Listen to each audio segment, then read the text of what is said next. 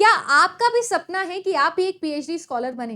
क्या आप सभी लोग भी हमारे देश की प्रेस्टीजियस यूनिवर्सिटीज के अंदर पीएचडी स्कॉलर बनने का सपना देख रहे हैं? और आप सभी लोगों ने अभी तक कभी यूजीसी नेट एग्जामिनेशन के बारे में या सीएसएन नेट एग्जामिनेशन के बारे में सोचा नहीं है, तो आज आप सभी लोगों के लिए ये वीडियो होने वाला है। आप लोगों के लिए कल मैंने एक शॉर्ट वीडियो डाला था जिसमें मैंने आपसे बात करी कि बिना नेट के भी कैसे हम लोग पीएचडी कर सकते हैं। कमाल की बात देखिएगा, आज ही एनटीए ने आप लोगों के लिए एक शानदार नोटिस रिलीज किया और उस नोटिस के अंदर कुछ ऐसा बोला कि बिना किसी यूनिवर्सिटी के पीएचडी एंट्रेंस दिए कैसे आप उसके अंदर एक पीएचडी स्कॉलर बन सकते हो। हमारे देश की बड़ी बड़ी आईआईटीज, एनआईटीज, आईआईएम्स के अंदर जाकर आप सभी लोग इंटरव्यू बेसिस पर पीएचडी स्कॉलर बन सकते हो। उसके ऊपर एक नया लेटेस्ट फ्रेश अपडेट आया है जिसको आज मैं आप लोगों से डिस्कस करने वाली हूँ। तो सबसे पहले तो अगर आप लोग चैनल पर नहीं आए थे पहले या नए आए हैं तो आप सभी लोगों को मैं बोल देती हूँ वेलकम टू पीएचडी अड्डा विद अदिति। अगर आपने चैनल को सब्सक्राइब नहीं किया है, लगता है कि कुछ मीनिंगफुल यहाँ पर आपको मिलेगा, मेरा कमिटमेंट आपको पसंद आता है, लगता है कुछ हेल्पफुल यहाँ पर मिल सकता है, तो please consider subscribing the channel. इससे पहले कि हम लोग आगे बढ़े मैं आपको ये भी बता दूं कि आज आपको इस वीडियो के अंदर क्या क्या मिलने वाला है। सबसे पहले तो नोटिस डिस्कस करूंगी। सेकेंड मोस्ट इंपॉर्टेंट चीज यूजीसी नेट का इंपॉर्टेंस आप लोगों से यहाँ पर डिस्कस करूंगी कि क्या हो सकता है। तो सबसे पहले नोटिस पर बात करती हूँ। ये जो नोटिस है ये पब्लिक नोटिस 27 मार्च को आप लोगों के लिए निकाला गया, यानी कल रात को ही ये आपके सामने आया। यहाँ पर पूरी जो समरी है वो मैं आपको थोड़ा सा समझा देती हूँ। यूजीसी नेट एग्जामिनेशन का जो स्कोर होता है वो स्कोर दो चीजों के लिए आपकी एलिजिबिलिटी डिसाइड करता है। यूजीसी नेट एग्जामिनेशन के अंदर अगर आप लोगों का एक पर्टिकुलर स्कोर आपका आता है तो आप एक असिस्टेंट प्रोफेसर बनने के लिए एलिजिबल होते हो। किसी भी यूनिवर्सिटी में अगर आप लोग असिस्टेंट प्रोफेसर बनना चाहते हो तो मिनिमम एलिजिबिलिटी क्राइटेरिया नेट है, तो ये तो आपको करना ही करना होता है। इसके अलावा नेट पेपर के अंदर ही अगर थोड़ा ज्यादा स्कोर आपका आता है तो आपको मिलता है जेआरएफ, जूनियर रिसर्च फेलोशिप, जो मैंने आप लोगों से कल शॉर्ट वीडियो में भी डिस्कस करी थी कि आप सभी लोगों के लिए अगर आप पीएचडी करते हो और आपके पास जेआरएफ होता है तो आपको यूजीसी की तरफ से स्टाइपेंड मिलता है लगभग 38,000 रुपए महीना। जैसे आप एसआरएफ बन जाते हो तो वो आपका बढ़ के हो जाता है आपका 42 to 45,000 रुपीज, वो डिपेंड करता है कौन से टीयर की सिटी में आप हो। यानी कुल मिला के बात की जाए तो जेआरएफ से आपको बहुत फायदा होता है। अब होता क्या है हमारे देश के अंदर, अगर आप पीएचडी के लिए जाना चाहते हो तो अलग अलग यूनिवर्सिटीज अपना अपना पीएचडी एंट्रेंस लेती है।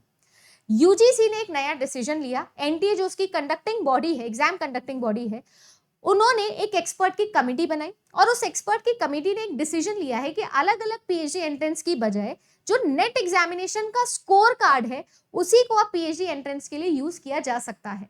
ऐसा अंदेशा यहाँ पर अंदेशा तो क्या है, अब नोटिस निकाल दिया है तो डेफिनेटली ये पूरा का पूरा आपके लिए सही हो गया है। इस नोटिस के अंदर साफ साफ लिखा हुआ है कि आप सभी लोगों के लिए अब यूजीसी नेट एग्जामिनेशन का जो स्कोर है उसके अकॉर्डिंग आपके पीएचडी यूनिवर्सिटीज जो है वो आपको एडमिशन देगी या दे सकती है। यहां पर गौर करने वाली बात यह है कि यूजीसी नेट एग्जामिनेशन अगर आप लोग देते हैं तो वहां पे जो स्कोर आएगा वो 3 कैटेगरीज के अंदर है जिसे डिवाइड किया जाएगा। वो 3 कैटेगरीज के बारे में एक बार डिस्कस कर लेते हैं। 3 कैटेगरीज एक ऐसी कैटेगरी है जिसके अंदर अगर आप यूजीसी नेट एग्जामिनेशन देते हो और आप लोगों का कैटेगरी 1 के अंदर स्कोर आता है तो आप जो है वो जेआरएफ भी क्वालिफाई करते हो, असिस्टेंट प्रोफेसर यानी कि नेट भी क्वालिफाई करते हो और आप पीएचडी एडमिशन का जो स्कोर है वो भी क्वालिफाई कर लेते हो। एक कैटेगरी ऐसी बनाई कि आपके मान लीजिए कुछ नंबर आए हैं, उन नंबर के बिहाफ पर आप जेआरएफ नहीं क्वालिफाई कर पाए हो बट आप असिस्टेंट प्रोफेसर क्वालिफाई कर लियो, मतलब नेट क्वालिफाई कर लिए हो, आप पीएचडी एडमिशन के लिए भी क्वालिफाई कर लिए हो। फिर एक third category specially PhD admission के लिए बनाई गई है कि आप ना तो नेट क्वालिफाई कर पाए हो ना आप जेआरएफ क्वालिफाई कर पाए हो बट आपका जो स्कोर है उसके बिहाफ पर आपको पीएचडी एडमिशन जो है वो मिल जाएगा। यानी बेसलाइन क्रिएट करने की बात की है। वो होता है ना वन एग्जाम, जैसे आपको पता है हमारी जो अभी इस वक्त की सरकार है, हमारे जो प्राइम मिनिस्टर वो भी वो वन नेशन वन टैक्स, तो हर चीज में भी वो 1-1-1 आ गया, सीईटी आ गया, सीयूटी आ गया। वैसे ही पीएचडी एंट्रेंस को लेकर भी एक बेसलाइन बनाने की बात हो रही है कि इतना स्कोर अगर आपका आता है नेट के एग्जाम में, यूजीसी नेट एग्जाम में अगर आपका इतना स्कोर आता है तो आप पीएचडी के लिए भी अलाउड हो, पीएचडी एडमिशन आपको मिल जाएगा उस स्कोर के बिहाफ पर। अगर आपका इतना स्कोर है तो पीएचडी के एडमिशंस के साथ साथ आप नेट भी क्वालिफाई हो यानी असिस्टेंट प्रोफेसर के लिए भी एलिजिबल हो गए हो। और अगर आप लोगों का उससे थोड़ा ज्यादा स्कोर है तो आप लोग पीएचडी के लिए, आप लोग नेट के लिए और साथ ही साथ जेआरएफ के लिए भी एलिजिबल हो जाते हो। ये जो स्कोर कार्ड है वो पीएचडी के लिए, स्पेशली पीएचडी वाली जो कैटेगरी है उसके लिए सिर्फ 1 साल को वैलिड रहेगा। जबकि जो आपका जेआरएफ होता है वो 3 साल के लिए वैलिड होता है। जेआरएफ का जो स्कोर होता है यानी 3 साल के अंदर अगर आप पीएचडी में एडमिशन लेते हो तो 38,000 रुपए आपको मिलते ही मिलते हैं। ऐसे और भी बहुत सारी चीजें हैं जो यहाँ पर लिखी हुई है। पूरे की पूरे नोटिस की अगर मैं बात करूँ तो पूरे नोटिस के अंदर आपको ध्यान से देखा जाए तो आपको ये भी बताया हुआ है कि इमेजिन करिएगा आपके पास में विदाउट जेआरएफ वाले पीएचडी करने आप जाते हो, तो उस कंडीशन के अंदर आपका 70% जो है वो आपके नेट का स्कोर का वेटेज होगा और 30% आपके पीएचडी इंटरव्यू का वेटेज होगा। वेरएज अगर आप जेआरएफ के साथ जाते हो तो आप लोगों का सिर्फ और सिर्फ इंटरव्यू बेसिस के ऊपर आपका एडमिशन हो जाएगा। इसके अलावा आप लोगों को यह भी बताया हुआ है कि अगर आप लोगों का जो नेट एग्जामिनेशन है वो नेट एग्जामिनेशन 2024 जून का आपने नहीं भरा है तो मैं ये जरूर आपको एडवाइस करूंगी कि जरूर आप इसे भरिए या इसकी तैयारी जरूर करिएगा। 2024 से ये लागू होने की बात कही जा रही है। अभी इस पे डेफिनेटली बहुत सारे क्लैरिफिकेशन है जो आने चाहिए, क्योंकि इसमें बहुत सारी मिसकंसेप्शंस हैं जो हो सकते हैं कि जेआरएफ को कितना टाइम मिलेगा, एपीआई के ऊपर इसका क्या फर्क पड़ेगा, एपीआई क्या होता है, कैसे इन्फ्लुएंस करेगा, यूजीसी का जो आप लोगों का नया ड्राफ्ट है जिसमें बोला गया था कि असिस्टेंट प्रोफेसर बनने के लिए पीएचडी मैंडेटरी नहीं है, उस पर क्या इन्फ्लुएंस आएगा। ये सारी वीडियोस मैं आने वाले दिनों में लेके आने वाली हूँ ऑफकोर्स, बट फिलहाल के लिए जो मोस्ट इंपॉर्टेंट पॉइंट आपको याद रखना है वो ये याद रखना है कि अब आप सभी लोगों के लिए अलग अलग यूनिवर्सिटीज का पीएचडी एंट्रेंस देने की आपको कोई जरूरत नहीं है। सिर्फ एक एग्जाम से आप देश के अंदर सभी के सभी यूनिवर्सिटीज के अंदर जो पीएचडी है उसमें एडमिशन ले सकते हो on the basis of course this score card. आपके लिए ये बहुत जरूरी हो गया है कि अब आप यूजीसी नेट एग्जामिनेशन के ऊपर फोकस करिए। एक सवाल मेरा यहाँ पर है, इस सवाल के साथ मैं वीडियो को एंड करूंगी और आप जरूर कमेंट के अंदर मुझे इसका आंसर दीजिएगा।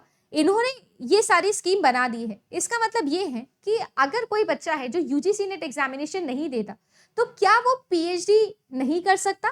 क्या इसका मतलब ये हो गया है? या अगर उसका नेट एग्जामिनेशन में इंटरेस्ट नहीं है, वो नेट एग्जामिनेशन नहीं क्वालिफाई करता है, तो इसका मतलब ये है कि वो जो है वो कभी भी कहीं भी किसी भी यूनिवर्सिटी से पीएचडी के लिए अप्लाई भी नहीं कर सकता है?